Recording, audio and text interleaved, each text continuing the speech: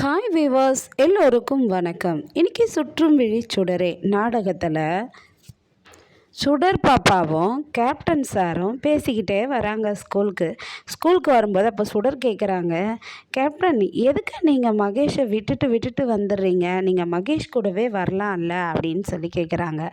இல்லைடா சுடர், மகேஷ் காரில் வருவான், அதனால் லேட்டாக வருவான், நான் சீக்கிரமாக வந்துடுவேன், உங்ககிட்ட பேசிக்கிட்டே போகலான்றதுக்காக இந்த நாளுக்காக நான் எத்தனை நாள் காத்திருந்திருக்கேன் தெரியுமா அப்படின்னு சொல்கிறாரு.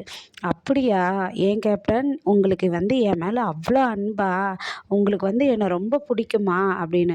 ஆமாண்டா சுடர், நீ என்னடா இப்படி சொல்லிட்ட, ஆமாம் நான் பேசாமல் இருந்தப்ப எதுக்கு நீ அந்த அளவுக்கு ஃபீல் பண்ண அப்படின்னு சொல்லி கேட்குறாரு.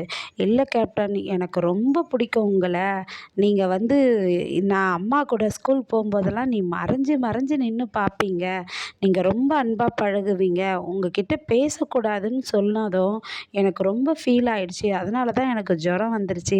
ஆனால் நீங்களும் மகேஷும் வீட்டுக்கு வந்ததுக்கப்புறம் அம்மு உங்ககிட்ட பேசலாம் அப்படின்னு சொல்லிட்டாங்க கேப்டன்.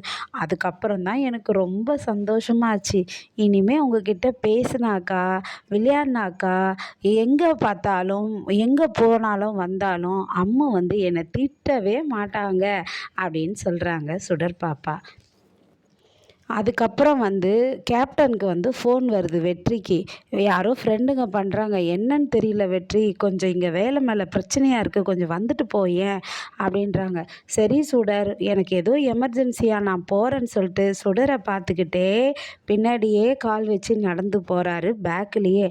அப்போ ஒரு கல் காலில் தடுத்து ஒரு மாதிரி ஸ்லிப் ஆகி கீழே விழ பார்க்குறாரு. உடனே சுடர் பயந்து போய், கேப்டன் கேப்டன் என்னங்க கேப்டன் ஆச்சு, இருங்க என்னன்னு தெரியலையே, கால் தடுக்குதே அப்படின்னு சொல்லிட்டு தண்ணியை கொடுக்குறாங்க. அவர் அப்படியே சந்தோஷமாக, நம்ம பொண்ணு தண்ணி கொடுக்குது பாரு எவ்வளோ பதறி போயின்னு தண்ணி வாங்கி குடிச்சிட்டு சுடர்கிட்ட கொடுத்துட்டு நான் போயிட்டு வரேன்னு போகிறாரு.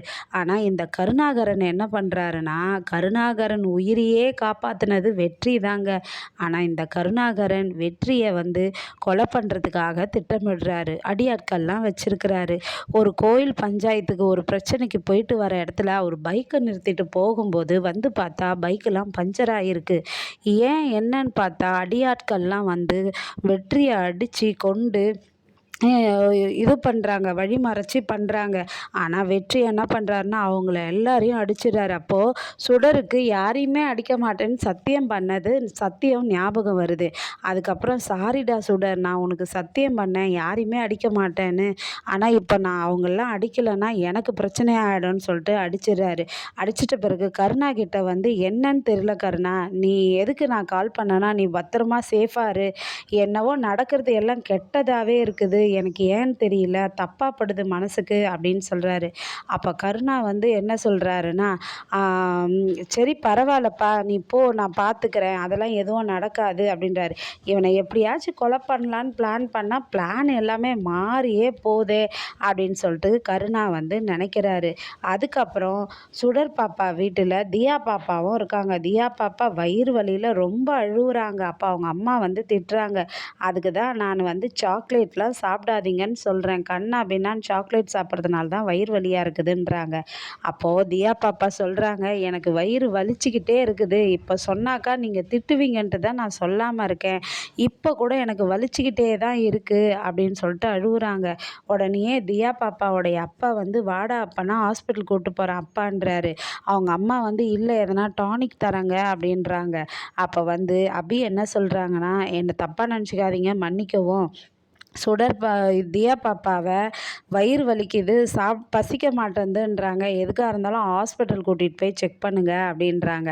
அதனால் அந்த பாப்பாவை ஹாஸ்பிட்டலுக்கு கூப்பிட்டு போகிறாங்க.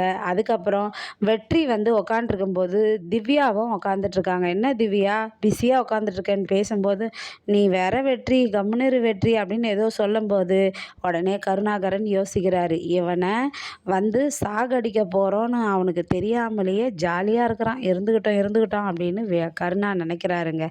நாளைக்கு மீண்டும் சந்திப்போம், அதுவரையும் காத்திருப்போம். நன்றி, பாய்.